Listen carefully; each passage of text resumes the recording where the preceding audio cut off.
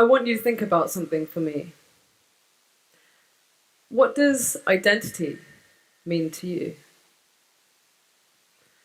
What is your identity?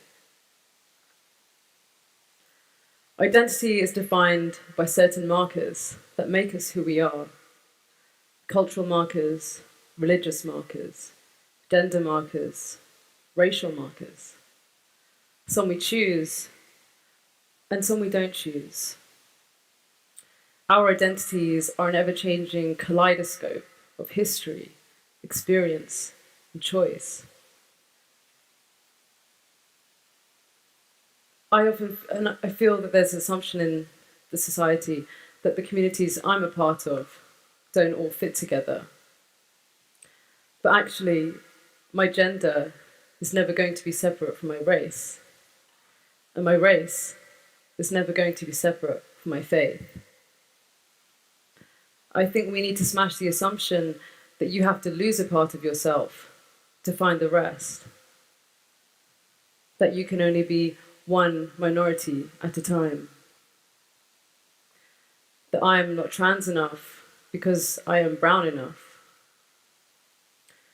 Or that I am too queer to call myself Muslim. So what does identity mean to me? Well, it took me many years of internalized racism, transphobia, and Islamophobia before I started to learn who Sabah really was. Many trans people go on a journey they call their transition. For me, this is my journey of reclamation. 1.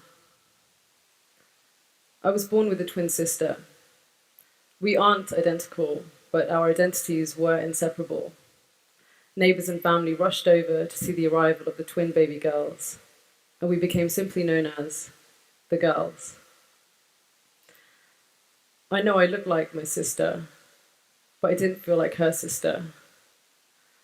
When I looked at her, I saw a daughter. When I looked at myself, I saw someone else. I felt like a parody of my mum's daughter. Dresses never fit the same, and I would constantly complain. I don't remember the number of times I kicked and screamed just so I could wear a plaid shirt and jeans. Every year on our birthday, our mum would make us wear the same dress or shalwar kameez and rub blush and bronzer on our faces.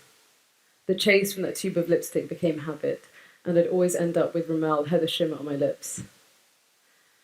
My sister and I would stand there together with matching faces and matching dresses, the air thick with candle smoke, and in front of all of our family and friends, I'd pretend that this is exactly what I wanted to wear on my 3rd, 4th, 6th birthday.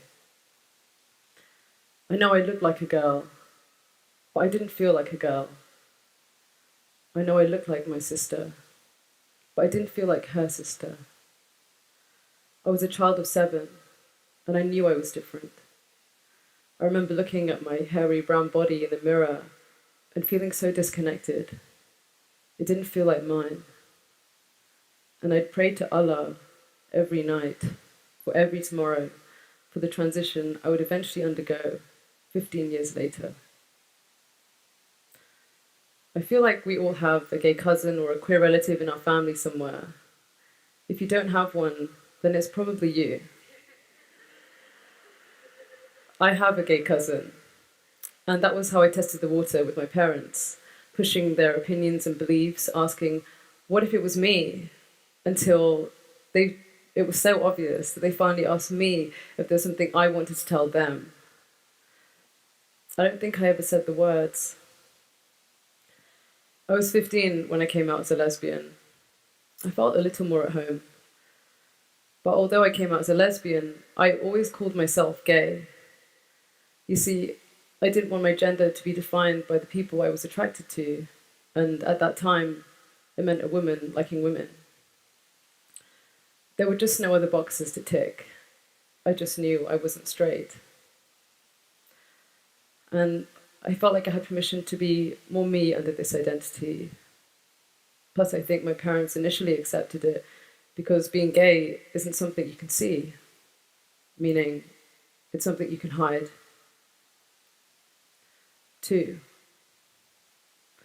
Soon after I came out, I followed the classic gay narrative.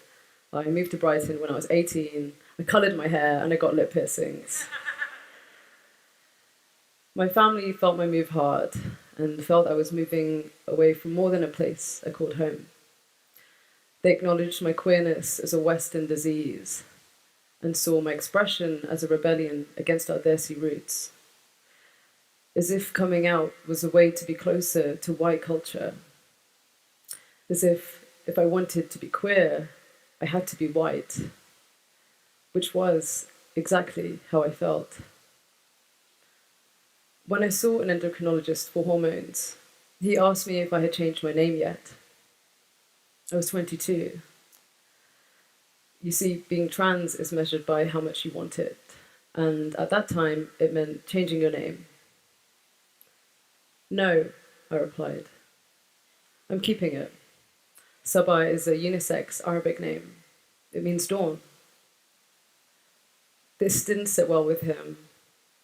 He told me that he had only ever met women called Sabah, which made it a woman's name. Red-faced, I stayed silent, as I doubted my own knowledge and experience of existing as someone who is not a woman with the name Sabah.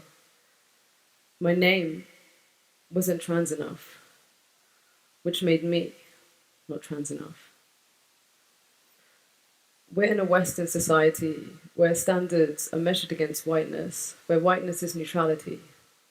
When I talk about someone, their skin color is white by default, unless I say otherwise. White is neutral, and neutral means safe, good, and desired.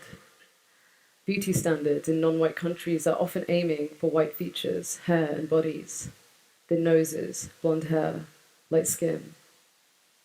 People of color are constantly trying to conform to these beauty standards that white people have long dictated.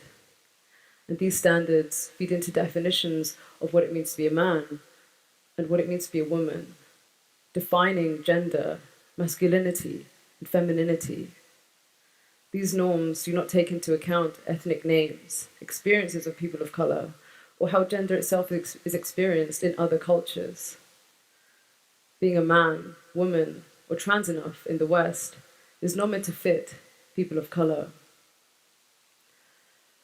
Honestly, I really struggle with people calling me a man. I don't identify as a man. Man doesn't fit me, and it's not meant to. The definition of a man is embodied by the men around me I see that are valued, the masculinity I see that is safe, and the masculinity I see that is beautiful, the default of white masculinity. I'm not valued, I'm not safe, and I'm not beautiful. I am brown, and I am not man enough or masculine enough. I am not trans enough. 3. Reclaiming my faith is a journey I'm still making. Early this year, I was filming myself answering questions about my transition for a documentary.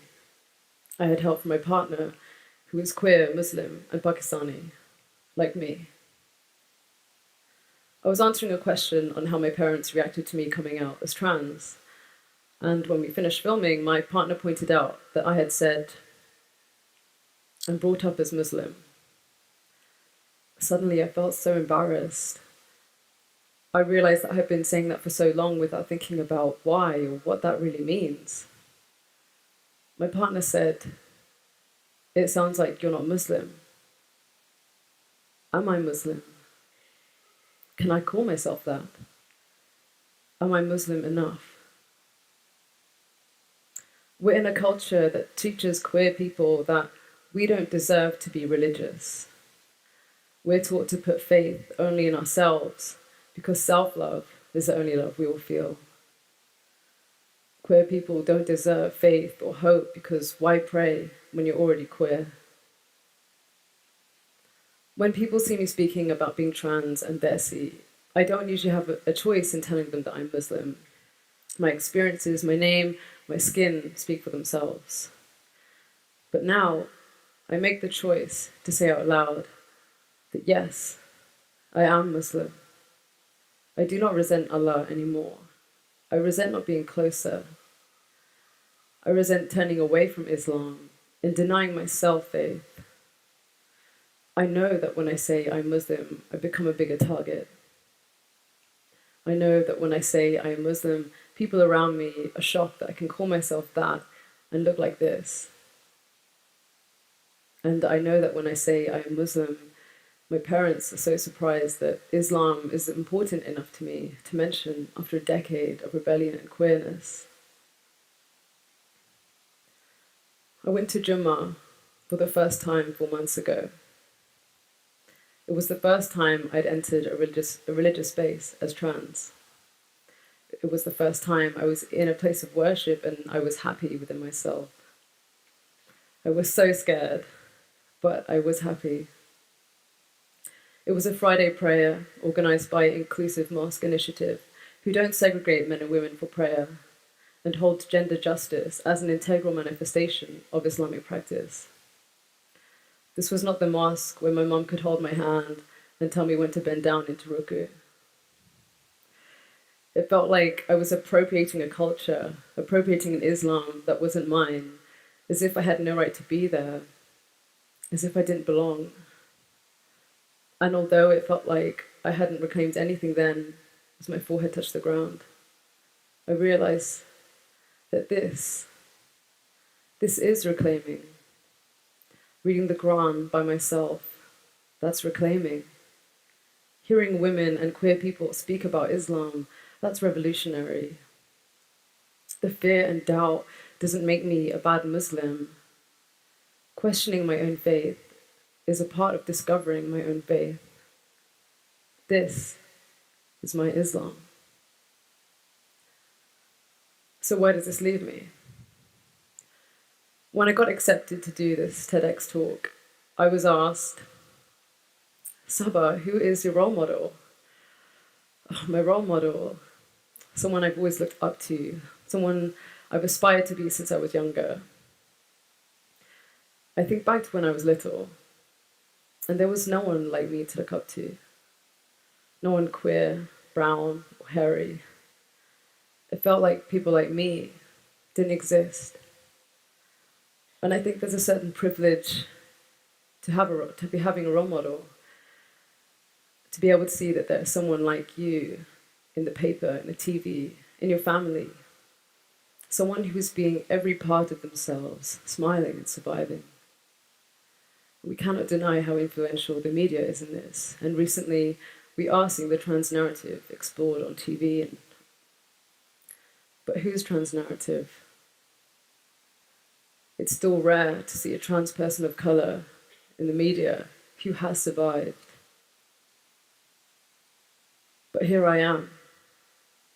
And don't let this end here in this room. Amplify our voices and share our stories. Give trans people of color and faith a platform. Stand by us and let us rise. Acknowledge our pain and share our pride. Because we must carve out our own spaces, write our own narrative, tell our own stories, and live to tell the tale. I am trans enough. I am brown enough. I am Muslim enough. This is my story. Thank you.